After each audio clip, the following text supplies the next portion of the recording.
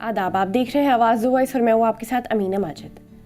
RSS प्रमुख मोहन भागवत ने भारत भर में अलग अलग जगहों पर राम मंदिर जैसे विवादों को भड़काने के लिए महत्वाकांक्षी हिंदू नेताओं की आलोचना की। उन्होंने कहा कि भारत को समावेशिता और सद्भाव के उदाहरण के रूप में दिखाना चाहिए। भारत के बहुलवादी समाज की ओर ध्यान आकर्षित करते हुए आरएसएस प्रमुख ने कहा कि क्रिसमस स्वामी रामकृष्णन मिशन में मनाया जाता है और इस बात पर जोर दिया कि हम ऐसे काम सिर्फ इसलिए कर सकते हैं क्योंकि हम हिंदू हैं और धर्मों के देवताओं का अनादर करना कभी भी हिंदू संस्कृति नहीं है।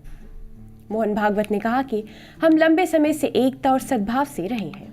अगर हमें दुनिया को ये सद्भाव देना है तो हमें उसे आदर्श बनाना होगा। राम मंदिर निर्माण के बाद कुछ लोग सोचते हैं कि नई जगहों पर इसी तरह की विवाद खड़े करके वो हिंदू के नेता बन सकते हैं। यह स्वीकार्य है, मोहन भागवत ने कहा। आरएसएस प्रमुख ने दोहराया कि अयोध्या में राम मंदिर सभी राजनीतिक प्रेरणाओं से बचते हुए बनाया गया था क्योंकि ये सभी हिंदुओं के लिए आस्था का मामला था। हर दिन एक नया मुद्दा बनाया जा रहा है, इसकी अनुमति कैसे दी जा सकती है? देश ऐसे नहीं चल सकता। भारत को दिखाना होगा कि हम साथ रह सकते हैं। पुणे में वर्ल्ड लीडर इंडिया विषय पर एक कार्यक्रम में हिस्सा लेते हुए उन्होंने बोला कि आरएसएस प्रमुख ने कहा कि भारतीयों को पिछली गलतियों से सीखना चाहिए और अपने देश को दुनिया के लिए एक उदाहरण बनाने की दिशा में काम करना चाहिए।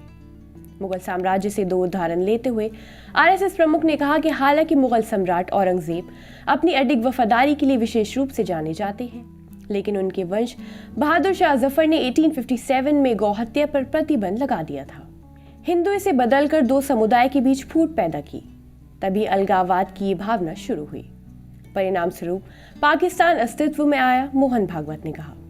आरएसएस प्रमुख ने वर्चस्व की भाषा पर सवाल उठाया और कहा कि अगर हर कोई खुद को भारतीय के रूप में पहचानता है तो इसका उद्देश्य क्या है? अल्पसंख्यक कौन है और बहुसंख्यक कौन है? या हर कोई बराबर है? उन्होंने कहा कि इस देश में परंपरा यह है कि हर कोई अपना पूजा पद्धति का पालन कर सकता है। एकमात्र आवश्यकता सद्भाव में रहने और कानूनों का पालन करना है।